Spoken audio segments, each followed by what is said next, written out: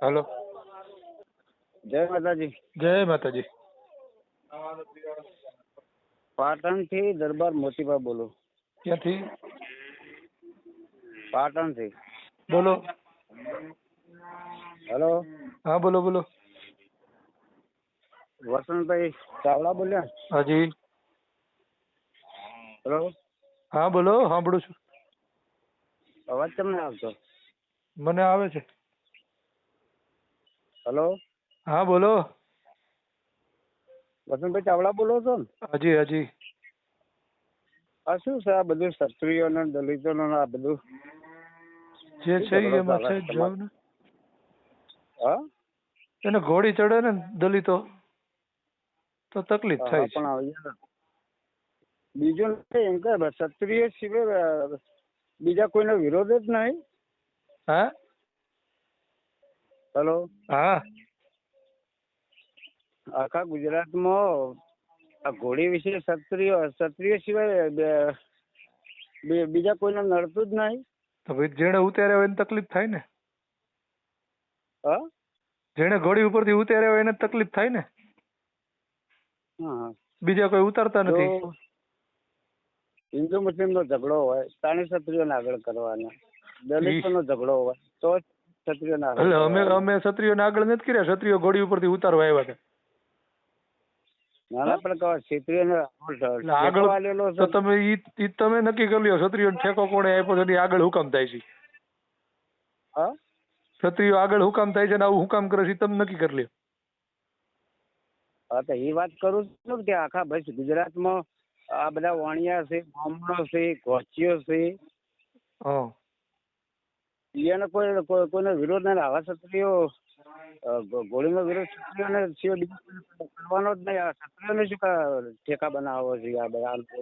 ભાઈ કોણ ટેકા બનાવે છે ને હુકામ ટેકા બનો છો એ તમારે નક્કી કરવું પડે ને.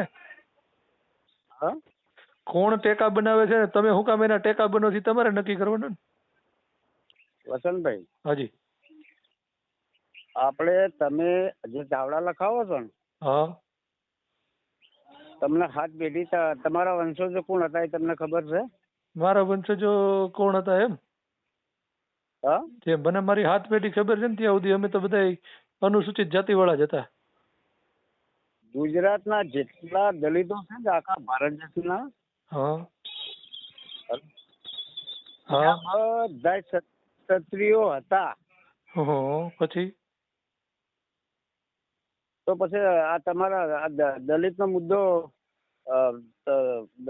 દરબારોને ક્ષત્રિયોનો વિરોધ યાદ તમારે શું કરવાનો આવે છે? તો પણ તો એને કેસ કોણ અમને ઘોડી ઉપરથી ઉતારવાનું? ઘોડી ઉપર ચડવું અમારે, ઘોડી વાળાને પૈસા દેવા અમારે. વાંધો ઘોડી વાળાને નથી તો આને શું તકલીફ થાય? ના એ વાત બરાબર છે. હા, પણ યાર તમારું હાથની પેઢી અમે હાથમી પેઢીએ કે 18મી પેઢીએ ક્યાંય ક્ષત્રિય નતા ભાઈ. અને જો અમે ક્ષત્રિય હોય ને તો 25,000 વર્ષથી 5,000 વર્ષ સુધી અમે ગુલામીઓનો સહન કરી હોય. બરાબર. મને એટલી ખબર પડે કે અમે જે વંશજો રહ્યા ને એ ભીમા કોરેગાંવની નદીએ જોઈ આવો 1818 નો ઇતિહાસ દેખાડે ને જે 500 મારો 28,000 પેશવાઓને કાપી નાખ્યા હતા અમે એના વંશજો છીએ. આ તો તમને તો બનારસની કોને ખબર છે જે પરશુરામ ભગવાન હતા ને? હા તો એ જ હું કઉ છું પરશુરામ ભગવાને 21 વાર નક્ષત્રિય કરી નાખી હતી ધરતીને. તમે ક્ષત્રિય આવ્યા ક્યાં? અવાજ બરાબર નહીં આવતો તમારો. અવાજ મને બરાબર જ આવે છે. બોલો. જેથી ફોન કરો ને અવાજ બરાબર નહીં આવતો. કરો ફરથી. હેલો. બોલો. અવાજ બરાબર નથી આવતો એટલે ફેરથી ફોન. હા બોલો બોલો. હવે આ ડોક્ટર ભીમરાવ આંબેડકર હતા ને, હા, એમને વિદેશમાં ભણવા માટે કોને મોકલ્યા હતા એ તમને ખબર? હા એ મને ખબર છે. સયાજીરાવ ગાયકવાડ ત્રીજા હતા ને એને મોકલ્યા હતા. હા, એક સ્ત્રીના દીકરે ભણવા મોકલેલા.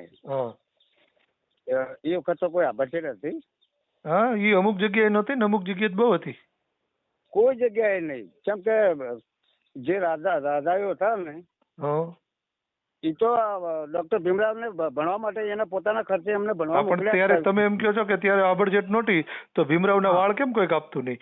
પાણી પીવું તળાવમાં પાણી પીવા કેમ કોઈ દેતું નહીં? આવી બધી તકલીફો શું કામ હતી? આબડજેટ વગરની હતી. પણ ભાઈ, હા, આ બધું પરશુરામ હતા ને બ્રાહ્મણ, હા એને પથારી ફેરવી નાખી છે. તમે અસલ ઓરિજિનલ તમારું સાતમી પેઢી તમારું હાલે કઢાવો તમારો. અમારે બધે અમે અમારું કઢાવીને બેઠા છીએ દરબાર. હા તો બરાબર. તમે ક્ષત્રિયો નતા? નહીં, અમે ક્યાંય ક્ષત્રિયો નથી. કેમ કે અમને એટલી ખબર છે કે અમે 5000 વર્ષ ગુલામી કરી છે અને હવે આ સંવિધાન આવ્યા પછી અમને 70 વર્ષથી બાંડ હરખી આઝાદી મળી છે ને તો એમાં લોકોને નથી ગમતું. અરે વાત અમે યાર, આ ખોટી બોલા. અમે 5000 વર્ષ ગુલામી કરીને 70 વર્ષમાં હજી અમે 25-30% ઉભરીને ઊંચા નથી આવ્યા તો આ પેટમાં તેલ રેડાવા મળ્યું. અમે 50-60% આગળ આવી ગયા તો આવડા શું કરે? પણ આ બધા ભાઈ ફોન નહીં કરતા કે ભાઈ અમે વરઘોડો નહીં કાઢવા દેતા, આમ કરે તેમ કરે, આ તે કરે. અને પાછા તો એમની પાસે તો ફોન એમની પાસે તો ફોન કરીને ધમકીઓ આપે ને એવું કે ભાઈ અમારે તો બાપ દાદા ની પેઢીથી આવેલો દલિતો ઘોડી મત નહીં ચડવાનું. તો કે દલિતો ઘોડી મત નહીં ચડવાનું એવું કે સિક્કા મેરે છે, સંવિધાનમાં સિક્કા મેરે છે. અગાઉ જે કઈ પુરાણો કે વેદો કે જે કઈ હતા એની અંદર સિક્કા મારીને લખ્યું છે કે દલિતો ઘોડી નહીં ચડવાનું. વસંતભાઈ, હા, આ બધા ઠેકા છે જે ક્ષત્રિયોને ખબર જ નહીં કે ભાઈ આ ક્ષત્રિયો આ દલિતો. પણ તો હું તો એમ કઉ છું જે ક્ષત્રિયોને ખબર નથી ને ક્ષત્રિય જ ન હોય. એ વાત સાચી કરો તમે. બરાબર. જે ક્ષત્રિય છે, જેને ઇતિહાસોની ખબર છે, જે સાચા છે ને એ ક્યારેય વિરોધ નથી કરતા. મને કેટલા ક્ષત્રિયોના ફોન એવા, એમાં અમુક અમારે તો આ બાજુ તમે આવો, અમારે મામા ભાણિયાના સંબંધો છે બધાને. મામેરા ભરે છે ક્ષત્રિયો અને દલિતો એકાબીજાના. સંવિધાન આપ્યું બરાબર, સંવિધાન ડોક્ટર ભીમરાવજી આપણે સંવિધાન આપ્યું. તો આ સંવિધાનનું પાલન તો આ વાણિયાન બમણો તો મારા હારા કરતા જ નહીં બિલકુલ. ઈ જ કરે છે, આપણે જ નથી કરતા. કેમ કે આ તમે જે વાણિયા બ્રાહ્મણો ની વાત કરો છો ને એને જ પુસ્તકો વાંચ્યા છે, એને જ આંબેડકર ને વાંચ્યા છે, એને જ કાયદાઓ વાંચ્યા છે ને એ જો અત્યારે ક્યાં ભેગા છે અને આપણે બધા અંદરો અંદર બાંધવામાં પીડ્યા છે. તો આ તો અંદરો અંદર શું છે દરબાર? કેમ કે આપણે વાંચ્યા નથી, આપણને વાંચતા કંટાળો આવે, નિહાળે જઈ ગરમી થતી. દલિતો દરબારો લડો અને અમે રાજ કરો. હા બસ એવું છે. એટલે આપણે ઈ જ જોવાનું છે કે આ બધું પડતું મૂકી અને અભ્યાસ શિક્ષણ તરફ વળવાનું છે, કાયદો વાંચવાનો છે, સંવિધાન વાંચવાનું છે. આજે આપણા મહાપુરુષો થઈ ગયા એ જે આપીને ગયા છે એને વાંચવાનું છે ને એ રસ્તે હાલવાનું છે. આપણે એમાં હાલતા જ નથી, આપણે બધા હવામાં જ રહી ગયા ભાઈ. આમ તો ખરેખર તો શું કરાય ખબર છે? હલો, હા બોલો બોલો. જે મુખ્યમંત્રી બે પટેલ બે કે બ્રાહ્મણ બે કે જોને ગોચી બે, કોઈ પણ જાતનો બે, હા બરાબર. પછી બે પણ એના દલિત ને છોડી આલે ને જોડે રહીને લગ્ન કરાવે ને વરઘોડો કરાવે તો આપણે સાચું સંવિધાન માનવા તૈયાર છે. પણ ભાઈ ડોક્ટર બાબા સાહેબ આંબેડકરે બીજા લગ્ન કર્યા, એ બ્રાહ્મણ ની દીકરી હતી, કેમ કોઈને તકલીફ ન થઈ? હા તો પછી અત્યારે હાલની તમને વાત કરું, મોટા મોટા રાજનેતાઓ, મોટા મોટા જે આ કલાકારો કે છે બરાબર, એ એકાબીજા બ્રાહ્મણોની છોકરીઓ લગ્ન કરે છે, મુસલમાનો હિન્દુની છોકરીઓ લગ્ન કરે છે બરાબર. તો ન્યા કેમ કોઈને વાંધો નથી પડતો ને અહીંયા જ બધે શું વાંધો આવે છે? પણ આટલા જે આ મોહન ભાગવત છે એની ભત્રીજી મુસલમાન અંગાજી હાલ્યો તો ન્યા કેમ કોઈ વિરોધ ન કર્યો? એક તો એક બાજુ હિન્દુ રાષ્ટ્રની વાતો કરવી છે અને મુસલમાન ની હારે છોકરીઓ પરણાવી, તો ત્યાં વાંધો નથી કોઈ. ડોક્ટર મનોજ જોશી ને પોતાની છોડી મુસલમાન અંગાજી. હા બસ તો પછી આપણે ઈ જો વિચારવાનું છે દરબાર કે આ બધા મોટા મોટા જે નેતાઓ ને આવા બધા લોકો છે ને ઈ ખાલી માત્ર આપણો ઉપયોગ કરે છે અને આપણે બધા ખંભે દીધું આ ભાજપને અને હિન્દુત્વને ખંભે લઈ અને એકાબીજા અંદરો અંદર મરીએ છીએ. આ બધું બંધ કરવાનું છે. વસંતભાઈ, ખરેખર તો હવે આ ગામડે નહીં હરિજનો આ ભેંસે તો એ ખરેખર ભેંસે તો કને તણાવવાની છે ખબર છે? પટેલ છે, બ્રાહ્મણો છે અને ગોચી છે, એને પકડીને કહેવાનું છે કે હવે મેં આટલા વર્ષ ભેંસો ખેંચી છે, હવે તમે ખેંચો. જો ભાઈ દરબાર, હું એક વસ્તુ કહું, કોઈને ક્યાંય કહેવા જવાની જરૂર નથી. જે શિક્ષિત થયો છે, જે ભણ્યો છે અને જે સમજી ગયો છે ને એ આગળ વધ્યો છે. અત્યારે પાટીદાર સમાજે શિક્ષણ તરફ કૂચ કરી છે અને તમે પોતે તમારી નજરે જોઈ લો 10 વર્ષ પહેલા પાટીદાર સમાજ ક્યાં હતો અને અત્યારે ક્યાં છે.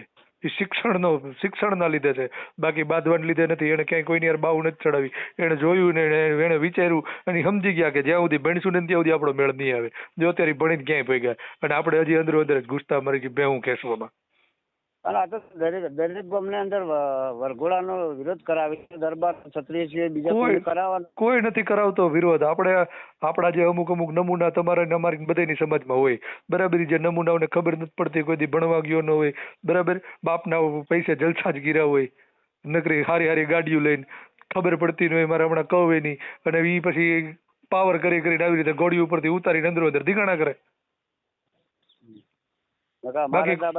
બાકી કોઈ કહેવા નથી જાતું ક્ષત્રિય ભાઈ તું દલિત ને ગોળી ઉપરથી ઉતાર. હલો. હા, અમારા હોય પાટણ જિલ્લામાં ઉત્તર ગુજરાતમાં 27 ગઢવાડા કહેવાય, સુણસર કહેવાય, વામૈયા ગામ કહેવાય, મુડેડા નેરડા કહેવાય. જે આ દરબારો છે ને અમને તો આજે દલિતો અમે હંગાતી અમે રહીએ જ છીએ. હા, તો પછી કેમ તમને તકલીફ નથી? શાંતિથી રહ્યો છો ને તમે? હા, તો પછી આ જેને નથી બુદ્ધિ હાલતી ને ઈ જ આવડા ભવાડા કરે છે. એમાં કોઈ જાતિ વાળા કે કોઈ ધર્મ વાળા કોઈને કહેવા નથી જતા તું દલિત ને હળી કર, કે તું ક્ષત્રિય ને હળી કર, તું પાટીદાર ને હળી કર. કોઈ નથી કહેવા જતા. જેના બુદ્ધિયું નથી જે ભણ્યા નથી ને ઈ જ આ કરે છે. બાકી ભણેલો ગણેલો શિક્ષિત વ્યક્તિ જે રહ્યો ને ઈ સાચી દિશા તરફ જ દોડ્યો જાય, મને એટલી ખબર છે. 2001 ગોધરાકાંડ થયું ને તાણે 50% ક્ષત્રિયોને મમડિયાને અડધા ઓરવાડે ગયા અને અડધા જેલમાં ગયા, બરોબર. અને હવે પાછું આ વરઘોડાનો નાટક કરી અને ફરીથી ક્ષત્રિયોને જેલમાં ગલાબા છે અને શમશાને મુકાવવા છે. કોઈ વરઘોડાના ખેલ નથી, આ ક્યાંય રાજકીય સ્ટન્ટ નથી. આ બધું છે ને જે છે એ વાસ્તવિક છે. મેં કીધું ઈ જ છે. જેને બુદ્ધિ નથી હાલતી, જે ભીણો ગીણો નથી ને ઈ જ આવા કાંડ કરે છે. બાકી ભણેલો ગણેલો ને હોશિયાર વ્યક્તિ છે ને કોઈ પણ સમાજ નો હોય, ક્ષત્રિય હોય, દલિત હોય, બ્રાહ્મણ હોય, પાટીદાર હોય, કોઈ પણ હોય, ઈ આમાં પડવા જ માંગતો નથી ભાઈ. એટલે તમે જેવું વિચારો છો ને એવું નથી દરબાર.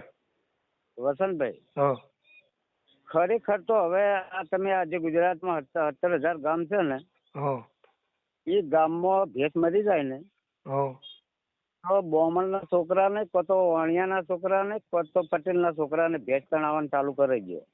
એટલે આપણે કોઈને ક્યાંય ભેંસ તણાવવા જવાની વાત કરવાની થતી જ નથી બરાબર. મેં કીધું ઈ વસ્તુ ઉપર ધ્યાન દ્યો, બીજી વાત કરો માં. ઓબળો મારી વાત.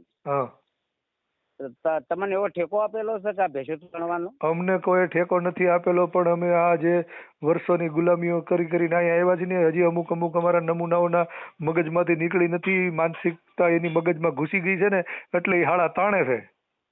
પણ ના તણાય યાર ખરેખર. હા, તો પણ ઈ જયારે એને બુદ્ધિ આવી છે ત્યારે નહીં તાણે. ઈ ભણીશે ગણીશે ની જો હે સમાજને ત્યારે નહીં તાણે. બાકી ઈ ત્યાં રહેવાનો જ છે ને. અમુક જગ્યાએ ક્યાંક તો એને ન તાણવી હોય ને તો એ પરાણે તાણવી પડે છે. કેમ કે અમુક જગ્યાએ એવું છે કે ક્ષત્રિયોનો કે બીજા સમાજના લોકોનો ત્રાસ હોય કે એને આ જ કરવું પડે, ન કરે તો માર પડે. પણ નાના દરેક ગામમાં કોઈ બધી જાતિના રહેતા હોય, એકલા ક્ષત્રિયો તો હોતા નહીં. એટલે દરબાર આ બધી આપણે જેટલી ચર્ચાઓ કરીશું ને હાજ પીડી છે નહીં મેળાવે.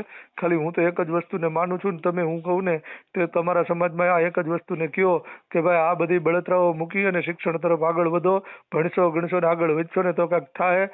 બાકી આમાં ને એમાં ભીડા રહેવાના. હવે શું આવા ચૂંટણી આવવાની તૈયારી છે ને એટલે આવા મુદ્દા ઉભા કરી ના, કોઈ ઉભા નથી કરતું દરબાર, કોઈ ઉભા નથી કરતું. આ ક્યાંય રાજકીય સ્ટન્ટ નથી. મારે કોઈ પાર્ટી હારે કાંઈ લેવા દેવા નથી અને મારે ક્યાંય ચૂંટણી લડવા જ આવી નથી બરાબર. એટલે તમે મને ફોન કર્યો એ બદલ તમારો આભાર.